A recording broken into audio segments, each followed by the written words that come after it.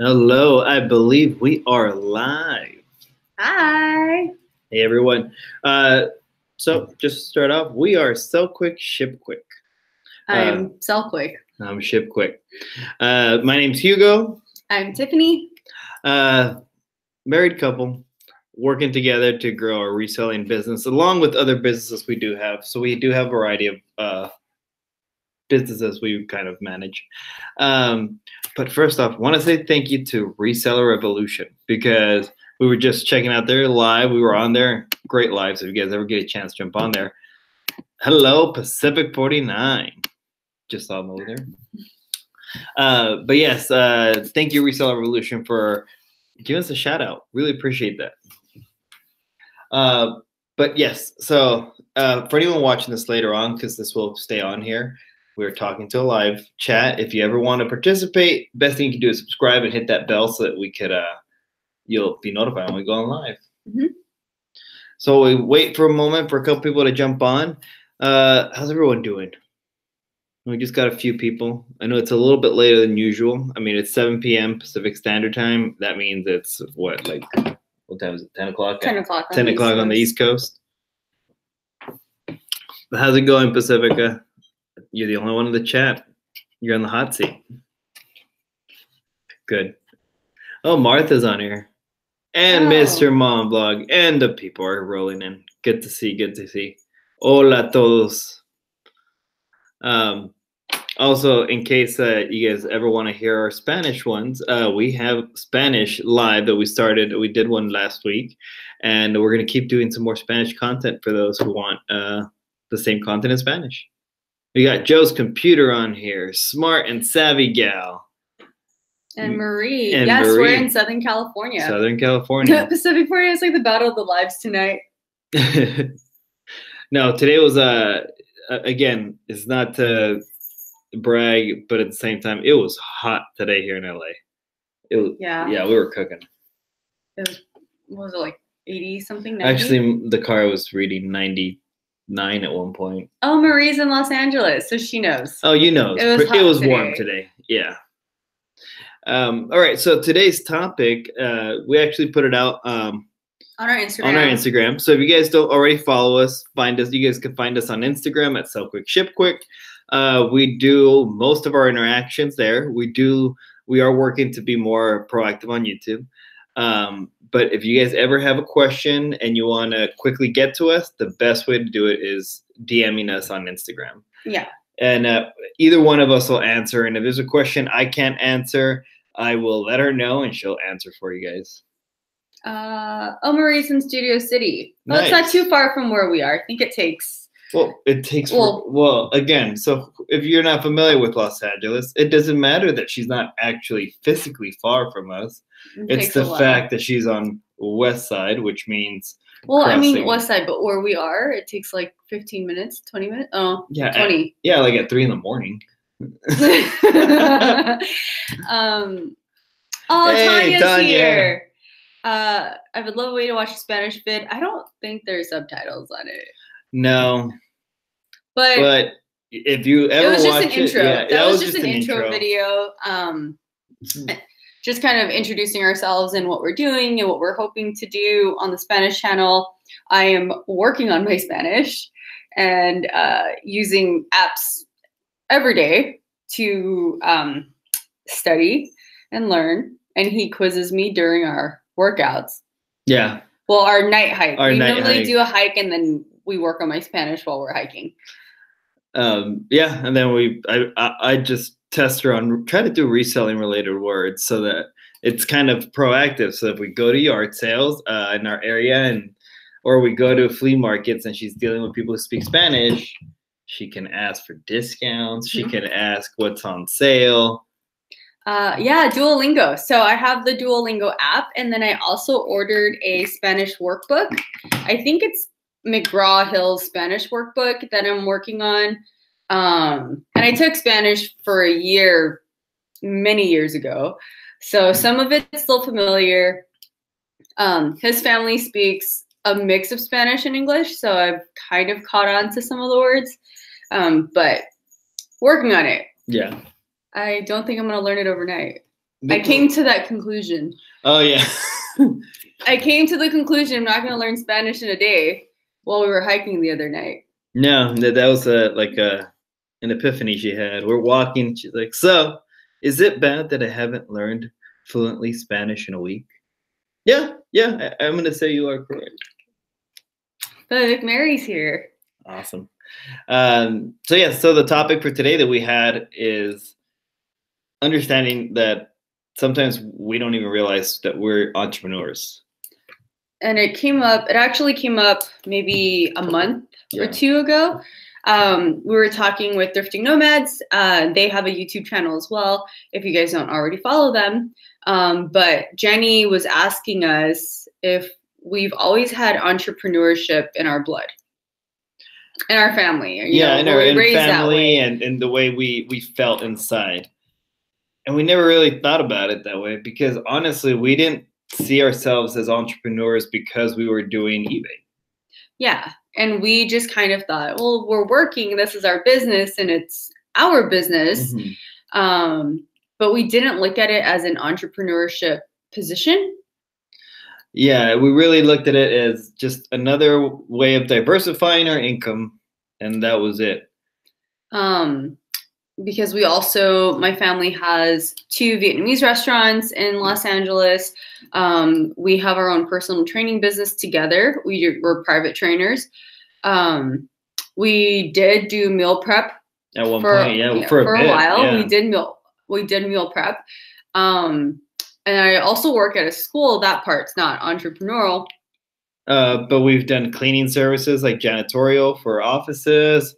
We've even cleaned a mansion in the past. Mm-hmm. I mean, we're one that if somebody says, oh, I really need help with something, I need to hire someone, we're like, you have a job? Like, we'll do it. Yeah. But, we didn't really put the entrepreneurship together until we actually had the conversation with them and we started talking about it and it registered. The jobs that we do are actually and I actually put up the question on our Instagram, so that's why, again, if you guys don't already follow us on Instagram because we love to interact. We always put out questions, polls, and we try to repost answers the best we can. But the question was your interpretation of an entrepreneur. When you think of the word an entrepreneur, or a person who's an entrepreneur, who do you think about? Or the characteristics, or there's a person you have in mind as an example. So if you guys in the chat have anyone, who would you say is an entrepreneur, in whether characteristics or a person you have in mind as an entrepreneur? Let me catch up with the text while we let you guys answer. Hopefully we get a couple of answers there. And if you're watching this later on, comment on there and give your definition of an entrepreneur. Let us know in the comments what you see an entrepreneur to be. Everyone has a slightly different view. Some of our responses, the first response was making your own schedule makes you an entrepreneur. Writing and signing your own checks. And that was Walter's Martha. Time and financial freedom. And being so driven and determined that you can be your own boss and succeed at it. So those are some of our responses for what people think being an entrepreneur means.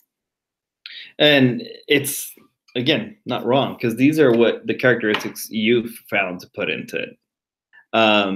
Real quick, am I learning Vietnamese?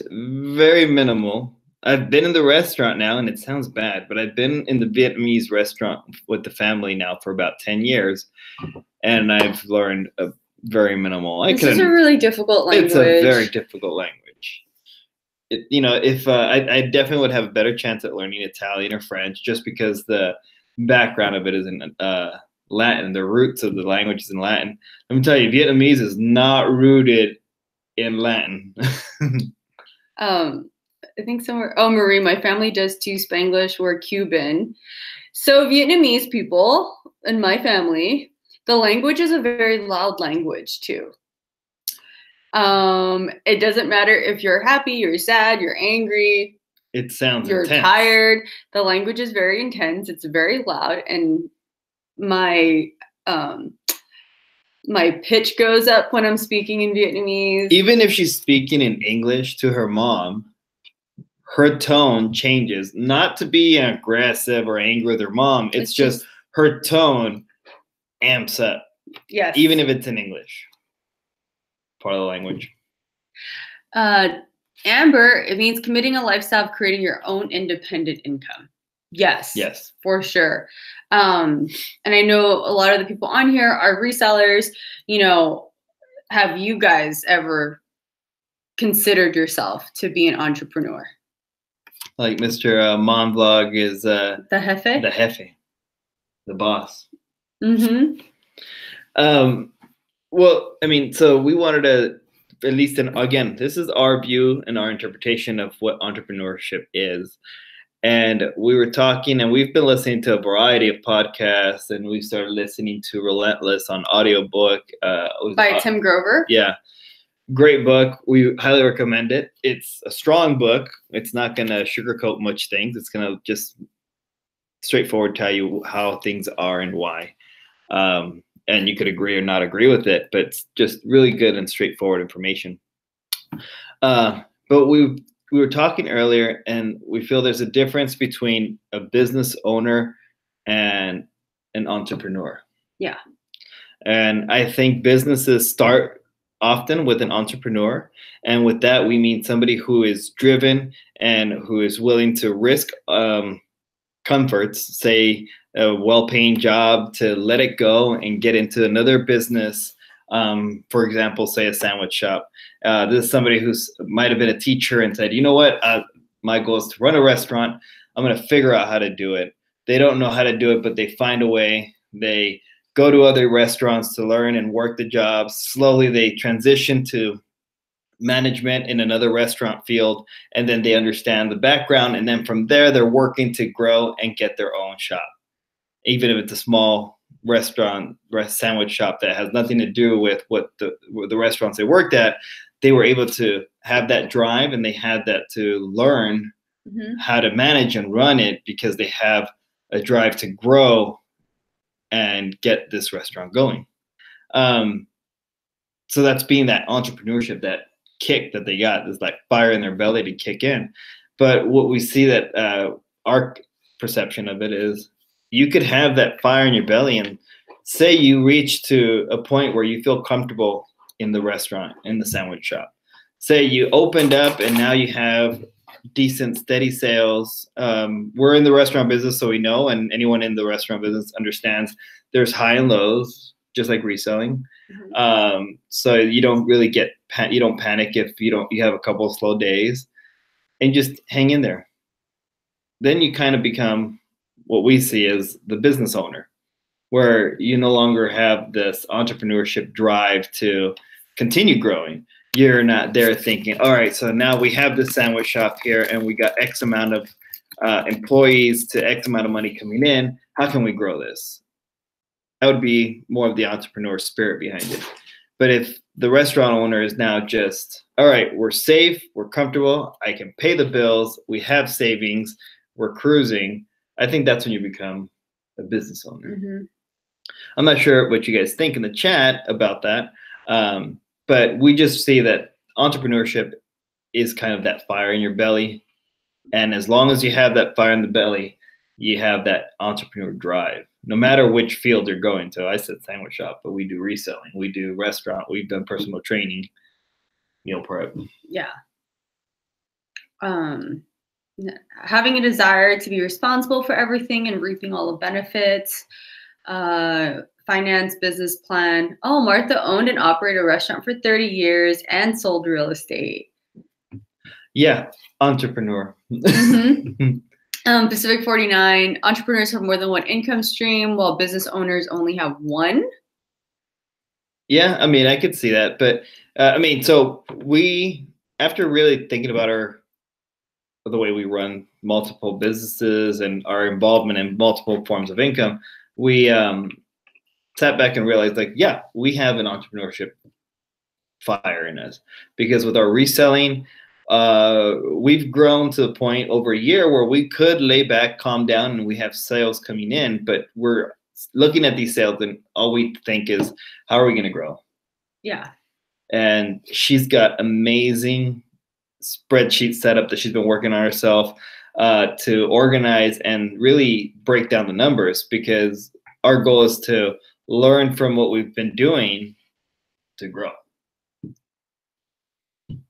For example, it's clothing, right? You've evolved in clothing. Yeah. Yeah. I did not know anything about clothes a year ago. Nothing. We bought a lot of duds. We still have some of those duds. We still have some of those duds, and it took a while. You know, we learned when we talk about checking comps, and we were watching a lot of videos. We're taking advice and just testing it. We made a lot of mistakes and we learned from it. And a lot of the stuff that we picked up a year ago, we're not picking up now. We're doing better research. We're being more proactive and learning, and really getting out there and doing our own research, because I think that's what it takes to grow. Yeah. And that's where we go back to that entrepreneurial fire that we feel we have. And is we want to grow. And for us, we were talking earlier, that doesn't mean we want an eBay store that has a million items. 10,000 items. We're happy with having, just 500 items, but high quality items that after trial and error, we figured out what's working, and always constantly open to evolving. Yeah. But we have an example within ourselves where we were entrepreneurs in a certain sector that we were working in, and became what we were saying earlier is business owners. So so she got her personal training cert first.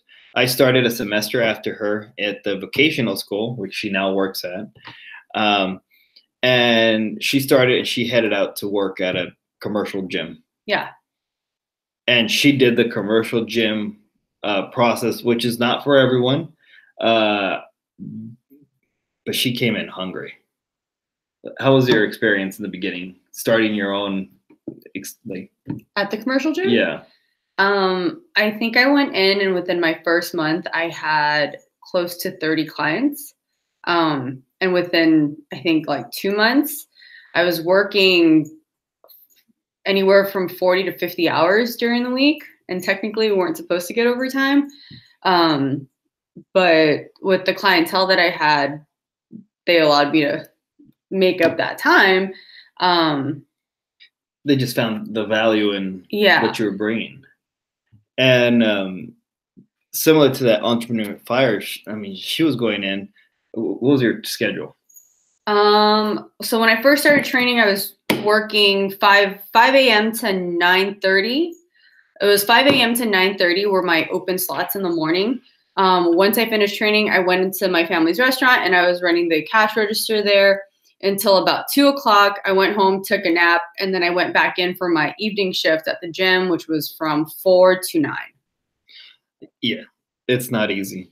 But in all honesty, not all trainers come in that way, and that's fine. If you're a trainer and you come in, you're told yourself you're only going to dedicate 10, 15 hours a week, then that's what you're going to do. But that fire in her belly, she was double shifting in their morning and night while working at the restaurant, and it's this fire.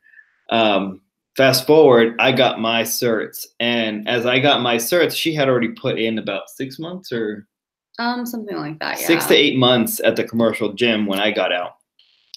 But around that time, she was getting strong, heavy flares for lupus, and it was getting too stressful, too hard for her to really be at the gym at that rate.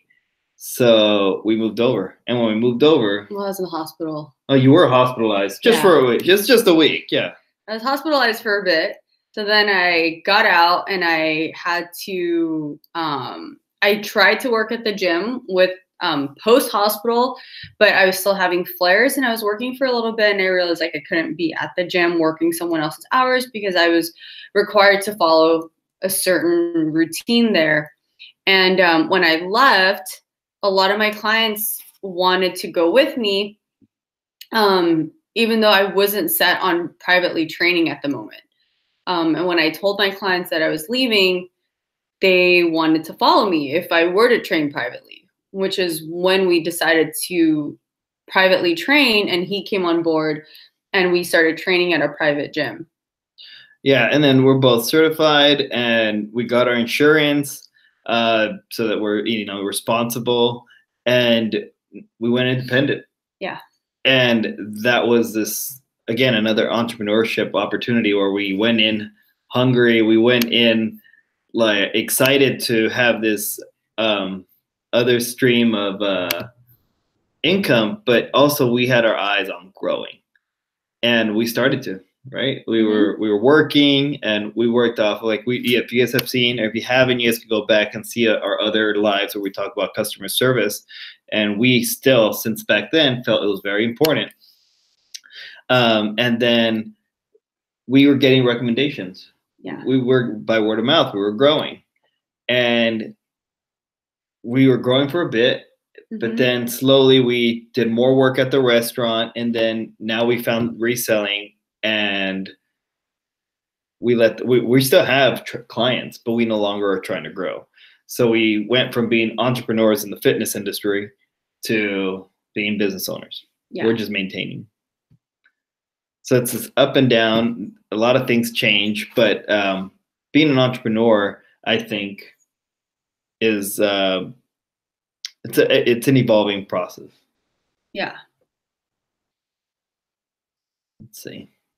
I think for you, you've had it in your family for a long time. Yeah, and we both have had it in our family. And so, a background, I'm from Guatemala. That's why we have the Spanish channel that we're working on. And I was actually born there. Family came over when I was 2. So, I grew up 100% here, really. But my mom came and my dad came. They had school. They went to school to be, oddly enough, PE teachers in Guatemala. Both of them. That's where they met and grew up and got together, married, and all that stuff. But they then got here, and there was no real way of validating their diplomas, which by chance we actually have them back there. So they went from being teachers, came here, and they hit labor jobs hard. My mom started cleaning houses. With little to no English, she started cleaning one house. And then her drive to be excellent and great, even though it is cleaning the house, she made sure to do it amazing. They started getting referred. And next thing you know, she started growing her, what would be a Rolodex back in the day, of people's houses where she was cleaning.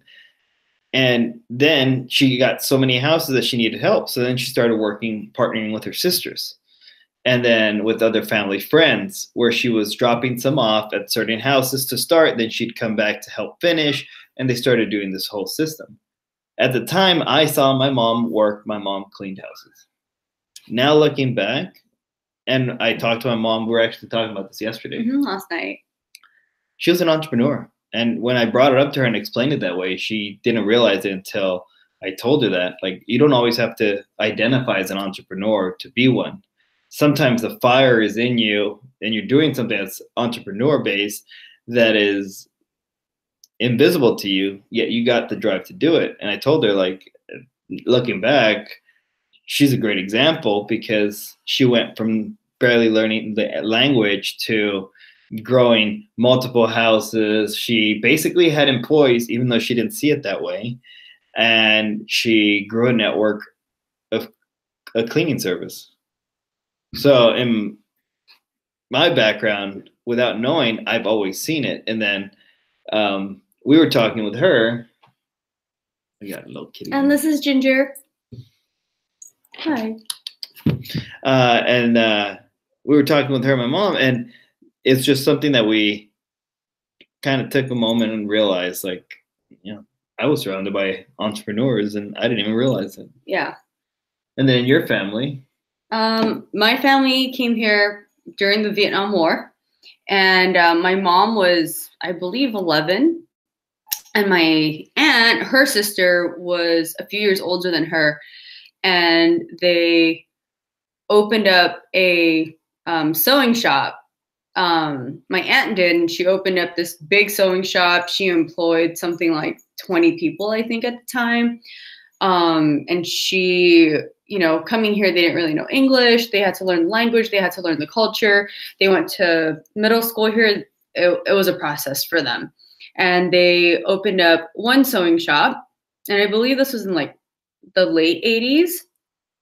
And then they opened up a second one, and they employed another, you know, 10 to 15 people. And they had that for a long time. And my aunt never worked for, she, you know, she had her own business and she worked for people. She was contracted. Yeah, she was contracted by people. And then after that, she went and they opened up the restaurant, and the restaurant has been open for 10 years now. It opened in 2009. We started with a tiny little restaurant. It seated maybe 10 people. And then the restaurant quickly grew. We were selling out. The restaurant hours were 8 to 5. We were selling out by 1, 2 in the afternoon of food. And then they opened up a second one. And quickly after that, they opened up a third one. And then they opened a fourth one. And then they sold the fourth one. Then they went and kind of franchised the restaurant into a fifth one. Now we're responsible for 2, with the original location still being in the family. But after all this, I don't think we saw it as being entrepreneurs until we really sat down and talked about it. And, you know, it came to light, both our families have never really worked for someone per se. Yeah. Or, you know, clocked in at a 9 to 5. Yeah. I mean, so after sitting there and talking, we realized like we're almost unintentional entrepreneurs. And unintentional in that we didn't sit and plan it and say we are entrepreneurs and we're going to put that on our, you know, taglines, and we're going to get out there and on our resume. Yeah. No, we just sat down, hunkered down, and did what we had to do, which turned out to be entrepreneurship. Yeah. And Amber in here. Amber's our friend, our real life friend. Our real life friend. And she is a financial advisor. She is an entrepreneur, and she handles money for a lot of people and tells them, don't spend it. Yeah, it tells you to stop spending it. But similar, she worked at a company and then she ventured on her own. And it's scary to have to say, like, okay, I am on my own. Right now, it's reselling for us. We're not full-time, again, because we have the other businesses that we manage and work with. But we unintentionally, again, treat reselling like if it was our only thing. Like we focus, we do our best to stay organized, and we have goals to grow. Yes.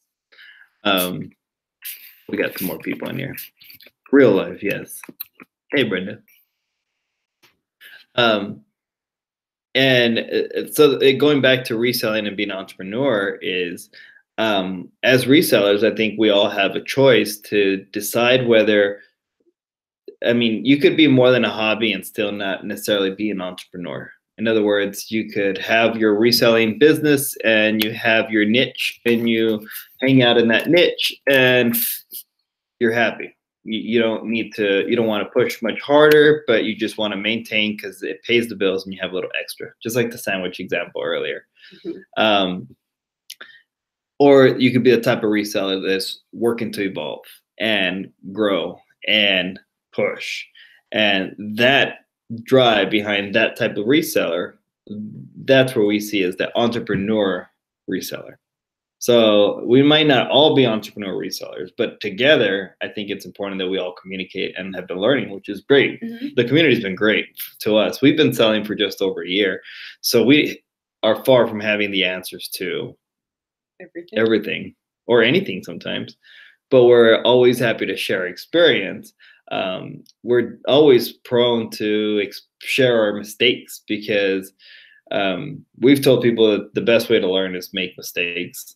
Especially your own stuff, because you won't, especially when it's related to money, you'll learn real quick. Mm-hmm. But we share ours. Is the bucket with my torn up pants over here? You can show the pants that I messed up on. Oh no. But I mean, we pick up duds, we pick up mistakes, we pick up counterfeit by accident. Oh yeah, yesterday picked up counterfeit, and if you guys don't know this brand, it's called Current Elliott. I quickly grabbed it because the tag on the inside just looked a little bit faded, like it had been washed a few times, but it had the stamp on the back, and at a quick glance, it looked like Current Elliott. We were running into the thrift store real quick. I think we spent 30 minutes. Yeah. It was like a 30-minute window. We ran in. I had just found Hudson Neewer tag jeans. I found 3 pairs of frame denim jeans back to back. I saw the Current Elliott. I thought, oh yeah, this is Current Elliott. Grabbed it, brought it home. Yesterday, I was inputting our inventory into my spreadsheet with the receipt, and I looked at it, and it said made in Korea, which I've never seen Current Elliott's made over there. And then when I paid closer attention to the stamp on the back, it said cover something. I would put it up on our Instagram, but yeah, if you guys follow, again, you guys could see it in the story. You should put it up. The funny part is, at a glance, it does look like Current Elliott because they use similar letters. But when you really read it, it did say like cover. And then the button was wrong. Uniral. Yeah, the button was some random button. So, I mean, we make mistakes. But the important part is, one, we don't dwell on them. We 100% learn from them. Like, don't pick up this brand again. Yeah. Don't pick up what? Current Antonios or whatever these were. Yes, nomads. Messing up is part of the process. I think we all have to make mistakes to learn from it. We've made plenty, picking up brands that shouldn't be picked up for reselling. Only listening to what we see on social media instead of doing some of the research ourselves. Even like whatever we say, I mean, go out and check us on it. Yeah, if again, this video is going to be up, so I don't know when you're watching this. Maybe by the time you watch it, the brands we're saying here are not worth it. But the only way you're going to know is by doing your own research. Yeah. And we're always up for, I mean, anything we say, by all means, check us, because at a certain point, maybe a certain model we talked about, and that's what worked for us, and that's why that sold. But everything else in that line is not good. The only way to know is if you do your own work. I bought a pair of Bopesta shoes. What are Bopesta shoes? I don't know. Bopesta. And Amber got Gucci shirts, $2 less than never doing it again. Wait, were they fake Gucci shirts? At $2, I'm gonna say yes. Well, I mean, you never know. It's true. It's true. There are great stories out there of those great finds, but that's a $2 lesson. By all means, that is a very affordable lesson to learn. Oh, and then buying the same brand and it doesn't move for you. Yeah, like we pick up. And like a month ago, I think it was like a month and a half ago, we did a live with Pure Hustle Podcast. We did a mini haul of the stuff that we got. And we went to the same thrift store with Orlando. And we found, I think it was like 6 pairs of Miss Me jeans. While we were in the chat and showing our Miss Me jeans, a bunch of people were coming on and saying, I don't buy that. Miss Me jeans do not move for me. I can't sell them. They, sell horribly. I only get $20 for it. Well, we just sold a pair today for $55. Yeah. $55 on Poshmark. Our Miss Me's move for us. And on all 3 platforms. And on all 3. We've sold them on Mercari. We've sold them on Poshmark. We've sold them on eBay. But it works for us because of the price that we get them at. And if you are somewhere where the Miss Me jeans are getting priced at $20, probably not pick it up. I wouldn't buy it for $20. 100%. If we saw them for $20, we would not necessarily just go out there and tell everyone don't pick them up, they're bad for you. We would just say they don't work for us. Yeah. Brenda, Miss Me moves for her and Rock Revival, and then I'll see other people talk about how they will never pick it up. We almost always pick up AG jeans. And we have heard from other sellers, they can't move AG jeans. They just sit there. But for us, they move. So if you're on here and you're getting tips and you're hearing people talk about certain brands or certain stuff, look into it. Do your own research. Look at the price point at which you're picking them up. Check to see if you're going to make a good profit from it. Mm-hmm. And then, you know, make that choice on your own. Don't just follow something that someone is saying. Yeah. And same goes with electronics. So she does the clothing, kills it with that. I focus more on the hard goods and electronics, some vintage, some newer electronics, video games, media, and all that stuff. I check every comp every time because I don't want to pick up mistakes. I've picked up different things that worked one day and then the next time they don't work. Some stuff that in theory should be great, but after shipping is not. Learning experience.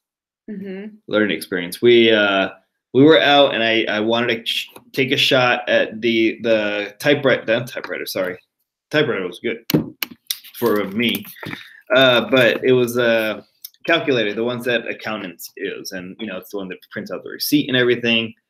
And I was like, you know what, like I think we can make this work. Gambled on it. I think we picked it up for about $5 or so. I can't remember. Is it? The calculator that prints out receipts and stuff. Oh, yeah. We paid for about $5. And it did sell for the price I was hoping for. But after the shipping, which was a problem because the device was not great, made it maybe a couple bucks. Mm-hmm. But I'm not picking that up anymore. But I wouldn't have known had I not given it a shot, too. Yeah. Because out there, I saw people were profiting on these. But again, their situation is different. Who knows if they got them for free, or who knows if they got a special shipping program, or who knows what. Yeah. And Brenda made a good point. Empty Hanger, if you guys don't already follow her, she does a lot of hauls. She does a lot of boho style clothes, and she sells t-shirts, you know, band t-shirts, stuff that look very similar to what you see at Target or Forever 21. And she'll sell Pink Floyd t-shirt, and she sells them. And if you look at her Posh Closet, you'll see what she's selling them for. And like Brenda's saying, you know, if she sold it, she might not get the same return. Exactly. Yeah, exactly. Because who knows how much she's getting it for. Mm-hmm. And that's great if she has her own connection and sourcing. By all means, she made that happen. Yeah. Because everyone's connections and everything are built. In our case, like we have band shirts, and sometimes they sell well, but we also have others that just sit. Mm-hmm. Yeah, Pacific 49. I always buy at least one of each brand to see how well it will do for me, and that's what we'll do too. They're test the waters. Yeah, we'll test it. You know, we'll hear something online. All right, well, when we see it, if it's a good price point, we'll pick it up. All right, well, we'll just, you know, even if we see multiples, we might just pick up the one, put it up, see how long it takes to sell, if it's doing good, if it's getting a lot of likes, if it's getting a lot of traction, and then we'll pick it up again. Yeah, and we've had situations where people on social media have talked up a certain brand, but we can't understand why, because at least on our end, for the price we find these things, it doesn't make sense. Mm-hmm. So we don't pick it up. So that's why we always go back, and it sounds repetitive, but comps are your best friends. And I mean, going back to entrepreneur, an entrepreneur viewpoint is going to make sure they're either learning from their mistakes. It's okay to make mistakes. And also, but you're learning from it. Yeah, you're learning. The other thing is confirming your stuff, because when you're trying to grow your reselling and not just maintain it, you got to make sure your time is valuable. You're buying this item for a reason. Yeah. So if you sit and just take people's word for it, it might not work for you. Yeah, see, Brenda always checking comms. Yes. Hey, Key Lime. You never have to say sorry for being late. We're just happy you're here. Again, appreciate everyone that's made it into the chat. We like to do a live every Monday. We're looking to keep them in the afternoons because of our schedule. And then we are also throwing in other lives in between. Like this Wednesday, we're going to have another live. We're actually going to be on Thrifty Nomad's channel. And they're in the chat. They're in there. So you guys could click and subscribe to them there. And we're going to be live, and we're going to do, we haven't scheduled a time, but we're going to talk about our goals.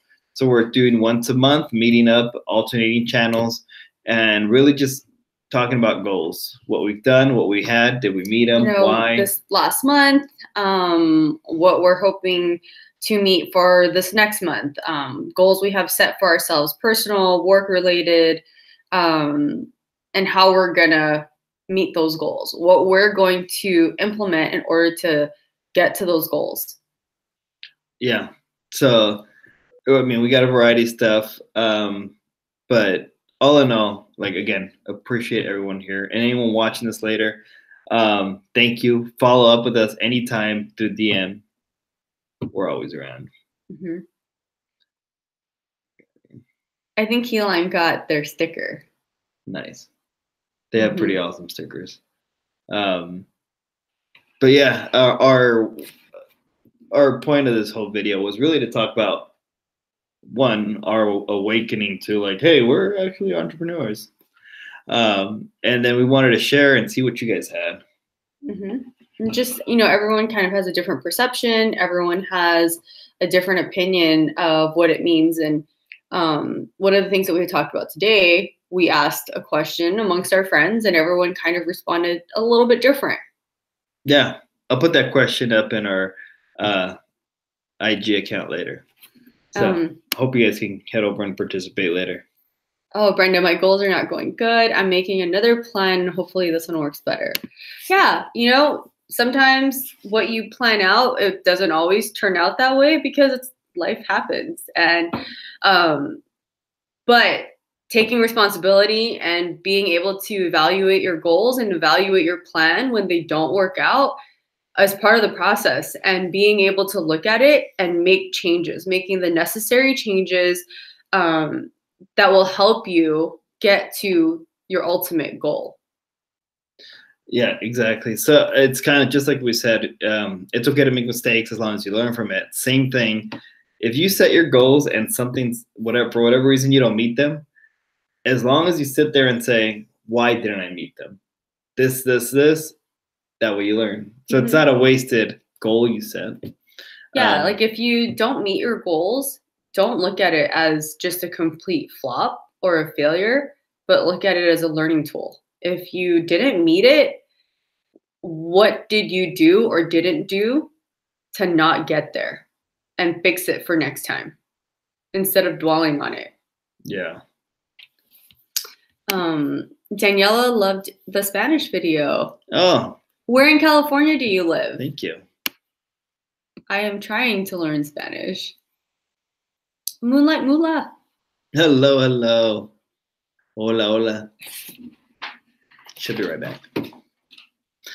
But yeah, so I mean, like we said earlier too, we have the Spanish series that we started, and that's kind of also going back to that fire in our bellies. Like we're excited to be part of the community as resellers.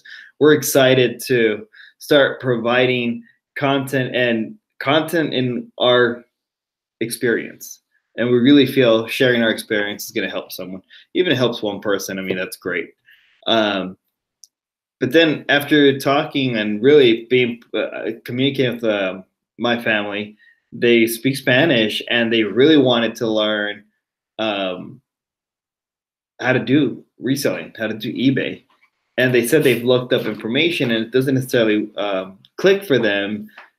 And that entrepreneur bugging us was like, you know what, like, we got to make this happen then. We got to make content in Spanish to help at least my family. If nobody else watches our Spanish videos, but my uncles and aunts and my mom, and they learn something, I'm happy with that. Mm-hmm. Agreed. And I'm learning. She's learning from your Spanish. The funny part is, so, I mean, I'm fluent speaking. Back in high school, I took the AP classes, literature and all that. That's gone. So Tiff will ask me, why do you use this word in this situation and not this word? And I don't know, just because. So she's learned a lot of the grammar portions, which now I'm relearning. Mm-hmm. Oh, look at that. And Daniela is their neighbor. Oh, that's awesome. Super close to it. But maybe we'll meet you. To eBay. Isn't there an eBay Mexico? So there's eBay in different there. I think there is eBay in Mexico. Keep in mind, there has to be eBay globally because we ship globally. We use the GSP, the Global Shipping Program, with eBay, which means when we ship to Germany, there has to be somebody out there that's buying in a German eBay. Mm-hmm. But still, like even amongst Latinos, like being able to create Spanish content, the fire in our belly, like we could have been like, wow, yeah, no, there needs to be more content. I hope somebody does it. Mm. But instead, and by we, I mean like, even though she doesn't speak Spanish, she was like, let's do it. Let's provide content. That's all I know. Behind the scenes, Tiffany's like, oh, buenas noches, ¿quieres hablar hoy en el YouTube? I can order tacos, you guys. I can order my tacos, and I can order it correctly now with the fixins, and I can choose my salsa correctly.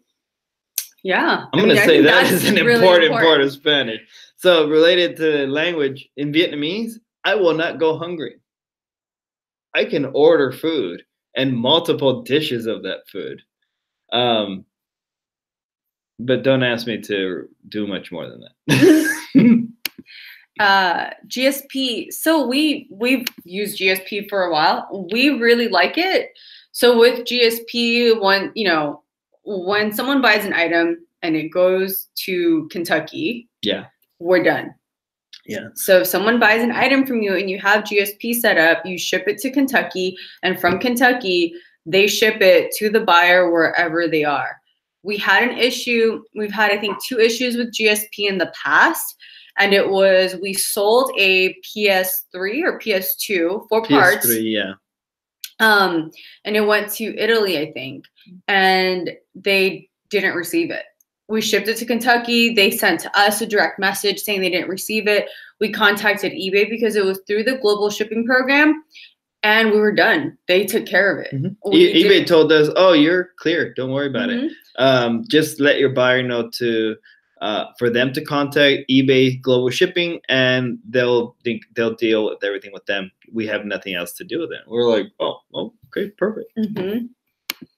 So yeah, so for those who don't know, Global Shipping Program is a special program that eBay has in which they extend your listings globally and allow buyers from other countries that have eBay, obviously, purchase. And what happens is, if you have an item that is $10.99 plus or $9.99 plus $4.99 shipping, that German buyer will pay your $9.99 plus $4.99 shipping, and you get that. And that shipping cost is what you're paying to ship to Kentucky. Mm-hmm. But that buyer pays an additional amount to get it shipped from Kentucky to wherever they are. Yeah. So we actually take a little bit more consideration. We do have those global shipping offers because we understand they're paying extra money. So we've sold things to Australia. Johnny Woe's dress. Yes. That we were asking. I forgot how much we were asking, but if that person messaged us and they were in, wherever down the street or New York even, and they would have given us that offer, we would have been like, you know what? No, we would have stuck to our guns and asked for more. But because we knew this person is in Australia, so one, we're not going to get this item back because we have good pictures thanks to her and described properly. And second, they're paying extra on top of this. You know what? We'll work with them. Yeah. Brenda is saying she received the new payment forms. What do you guys think about it? I just read it. I haven't accepted yet and don't think I will, at least not right now. So the new payment form is, I think you're talking about for eBay. how do you say that name? Ooh, I can't remember. It's not ambient, but no, it's not ambient. But it's their new shipping program. They brought it up since eBay opened last year. They announced it and they were pushing it back then, especially for trial purposes. We didn't join the trial. We were offered that back when we went to eBay Open. But the reason we didn't join at the time was because eBay's trial portion was strict, no PayPal offered. Yeah. You would be disconnected from PayPal and you could no longer use PayPal or accept PayPal. And we've heard from other people that did the program that people were purchasing and not paying for items because they didn't accept PayPal. Mm-hmm. So again, that's a trial thing. I'm hoping that when it becomes an official payment process, that we'll be able to accept, credit cards and PayPal. Yeah. If that was the case, we'd be on board. So we haven't gotten offered to join, so we don't know the specifics on it right now. But for us, the new payment method, it's going to be a pain in the butt for some people because it's that concern of now buyers are going to have to re-input their credit card information, all that stuff, which in the grand schemes of things is not a big deal. It's inconvenient. It's inconvenient. But we've talked, we can't control what eBay does. We can tell eBay, you know what? We're not going to sell on your platform anymore. And they don't care. And they will be like, all right, awesome, cool beans. And they just move on. We're not going to affect eBay. And even if we all rally up, eBay's not doing this to hurt us as sellers. eBay is doing its best to grow the platform as a whole, which means we got to pay up a little bit, We don't pay any advertisement firm to advertise that we sell on eBay on TV.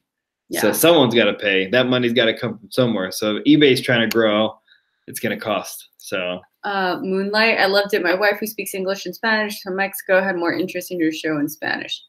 Yeah. Perfect. And we're going to do, we have plans for actual short content videos, non-live. And we've talked that we're gonna figure out where we have ideas on how to make sure each video can be translated over. So we'll have a whole Spanish playlist that's gonna include the same content we have in English, and we're gonna offer it in Spanish. Just because, again, even if somebody else out there explains how they do shipping in Spanish, we do shipping a little differently. Yeah. And how we list and cross post and all that stuff's a little different. Yeah. GSP is the only time when eBay sides with sellers. Well, not really. No, we've had other issues. We've had plenty of other issues where you call eBay and they will side with the seller. Mm-hmm. It just depends on your case. I mean, they're not gonna side with you every single time if you're in the wrong. Yeah. So what I'd recommend, because I'm the one that calls eBay. No matter, so if you have a possible return, somebody before opening a case sends you a message and tells you, hey, this item is missing this part. You sent that part. Before even replying to that message, I'd recommend you call eBay and say, hey, I got this message from this buyer. I will be responding, but I just want to let you know that I did send it with this. I did do this and that and that. And you can look at my original pictures and that whatever piece is included. Then go on and respond nicely, customer service, like we always talk, to that buyer and let them know whatever the situation is. Because if that buyer gets aggressive and tries to do things, at least you already notified eBay first. And there's a better chance they're going to side with you because you're a proactive seller. And you're not letting the person fester in a message until they decide to open a case or not. Yeah. Because our issues are with 2 or 3 returns. Yeah, we've had a few. And 2 of those items came back completely damaged, not resellable, and we called eBay and they had no issues with siding with us and giving us our payment. And that's because we were proactive. And again, it's not always the case, and you might not feel like they side with you. put yourself in the customer side. I understand there are scammers out there and people who are dishonest with as a buyer. But if you go to Target and you return something, Target does not question you. Yeah. I understand Target's a huge company, but unfortunately, yet fortunately at the same time, when people purchase on eBay, they don't always say, I am buying from Suckwood Chipwood. They're buying something on eBay, and that's what they see. So if something's wrong, they're like, hey, eBay, this is wrong. Just like if you buy something at Target and something's wrong, you go back and you say, hey, Target, this is wrong. Even if, say, the Target's return policy, the person that eats the cost is the actual manufacturer, you don't know that, and you don't care because you're just returning an item. Same thing that happens on eBay. Yeah. Yep. And nomads, it's important to prevent drop shipping issues when you call eBay ahead of time, because that was the issue that we had with one of our returned items.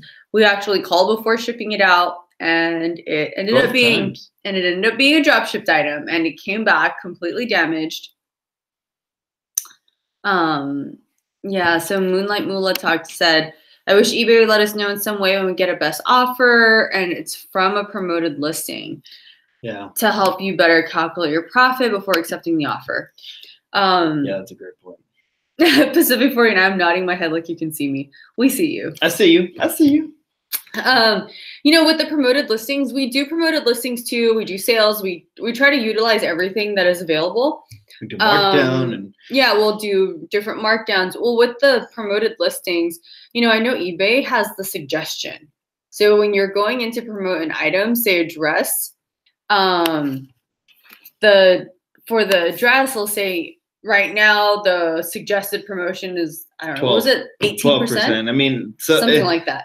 You gotta be careful. Yeah. So instead, you know, don't just click the promoted listing without paying attention to what that percentage looks like.